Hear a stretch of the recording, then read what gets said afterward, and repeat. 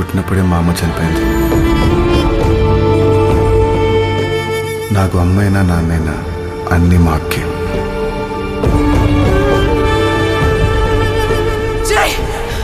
నువ్వు ఇప్పటికే ఆవిడతో తమ్ముడు అనిపించుకోలేవు. కొన్నిసార్లు ఆగాలి, ఆలోచించాలి, సమస్య ఎక్కడ ఉందో ఫైండ్ అవుట్ చేయాలి. అంబరు బయటికి వెళ్ళడం కట్టం. ఇక్కడే సస్తా, కానీ మీకోసమని ఎవ్వరూ రాదు. మాటిస్తున్నాను.